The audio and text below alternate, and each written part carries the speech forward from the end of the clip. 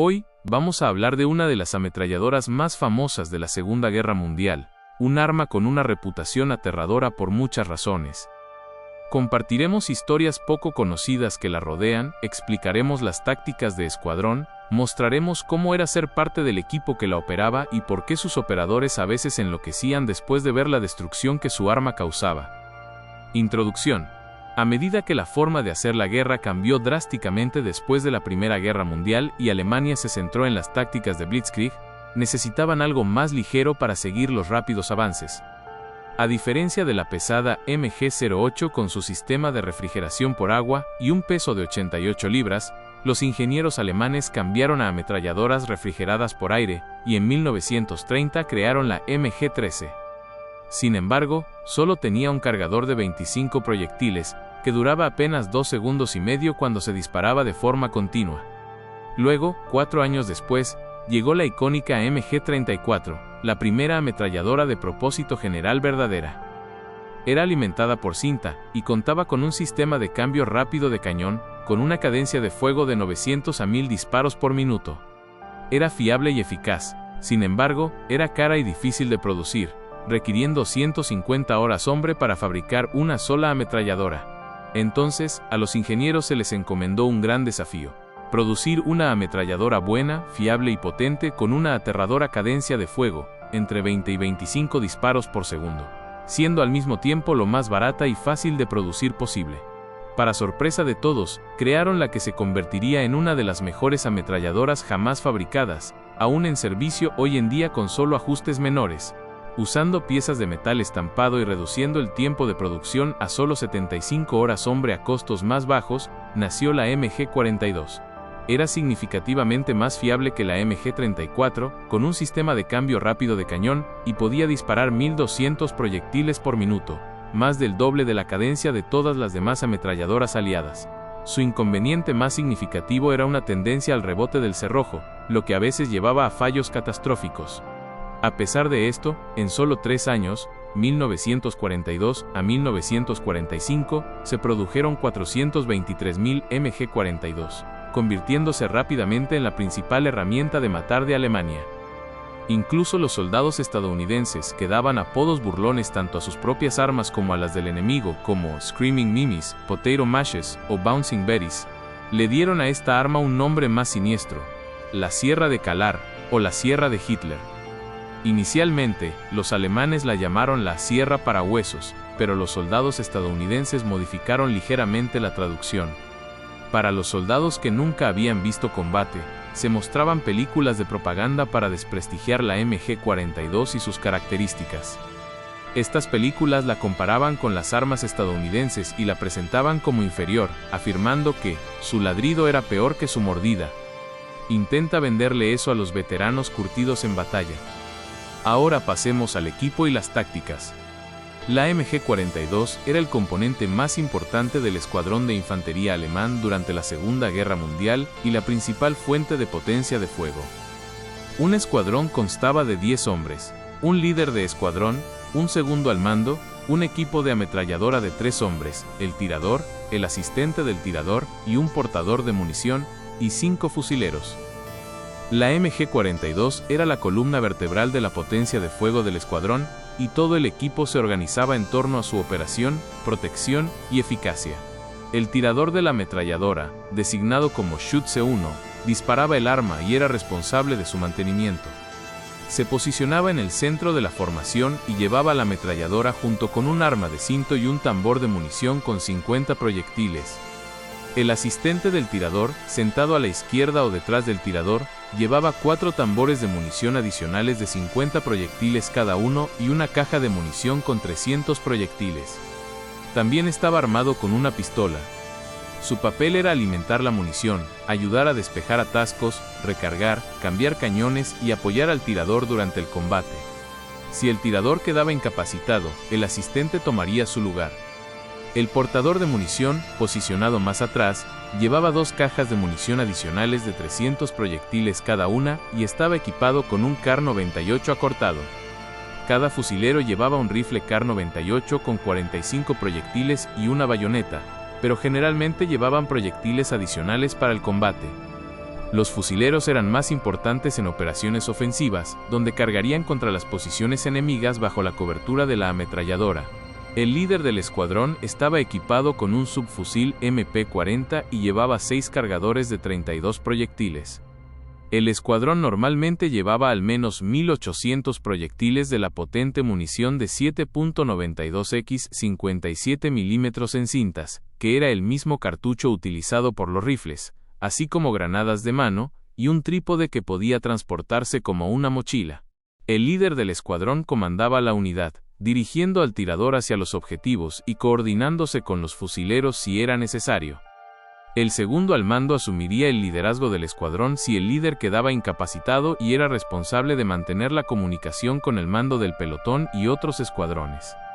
La MG-42 podía usarse tanto en roles ligeros como pesados, montada en un trípode o bípode, o incluso disparada desde la espalda u hombro de otro soldado en emergencias. En el rol ligero se empleaba en la configuración estándar de 10 hombres.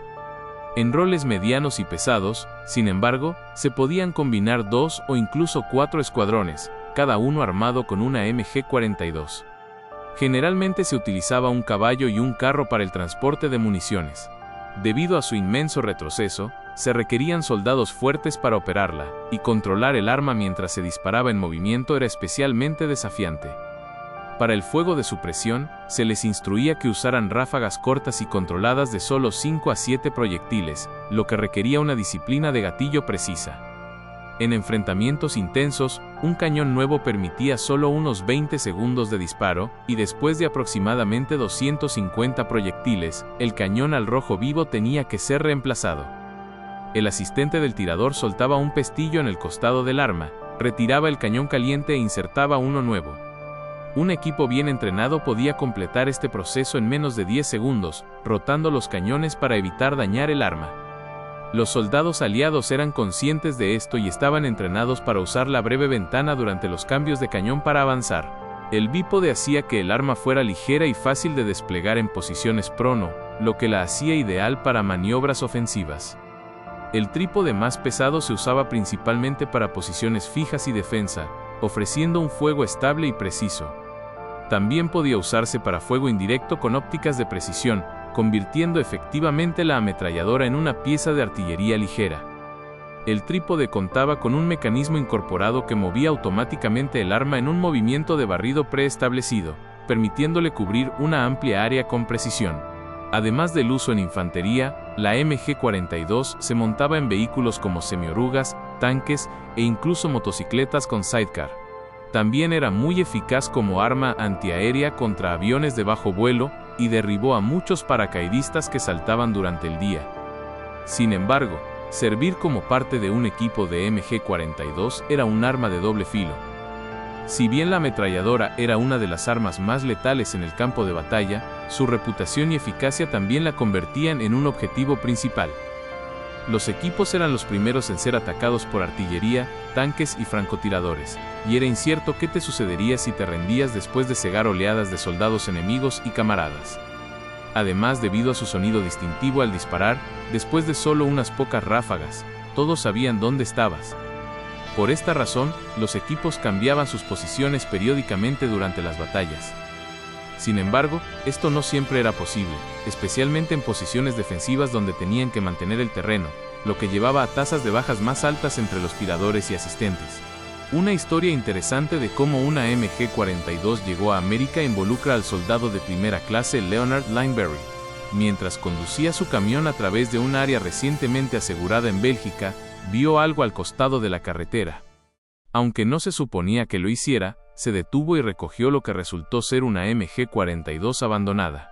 Como no sabía cómo manejarla, sobornó a un prisionero alemán que hablaba inglés con 2 paquetes de cigarrillos para que le enseñara a desmontarla. Lineberry luego la envió a casa en piezas, y la MG-42 permaneció en su familia hasta 2016, cuando su hijo la donó a un museo.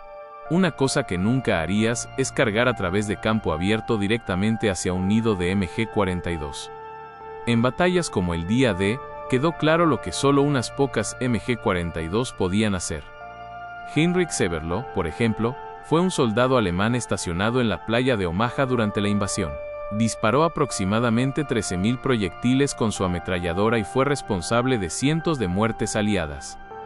Los equipos que vieron combates intensos a menudo quedaban atormentados por la gran cantidad de vidas que quitaban en meros segundos, y hubo informes de soldados que se derrumbaban mentalmente después de las batallas. El Frente Oriental es otro ejemplo donde la MG-42 se usó con efectos devastadores contra los ataques de oleada humana del Ejército Rojo. Pueden imaginar el resultado. La MG-42 también jugó un papel oscuro en operaciones más allá del campo de batalla en los países ocupados, utilizada para controlar grandes masas y aplastar la resistencia.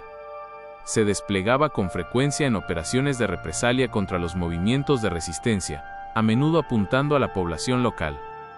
Uno de esos casos ocurrió en Yugoslavia, donde se ordenó fusilar a aproximadamente 2.500 civiles como represalia por el ataque de partisanos a una patrulla alemana.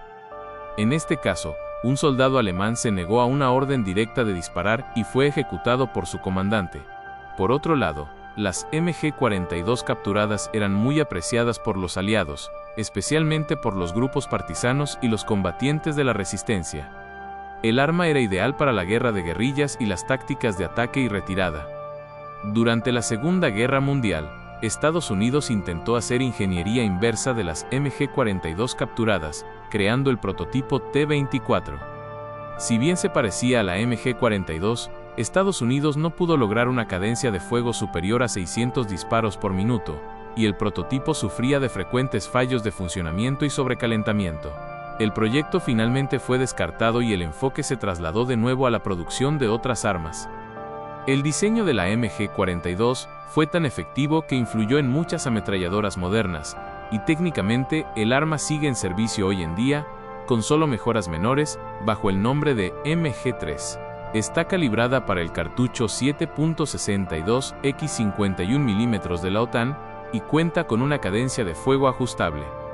Más allá de eso, inspiró algunas de las ametralladoras más famosas, incluyendo la M60 estadounidense, que es una combinación directa de la MG-42 y la FG-42 alemanas.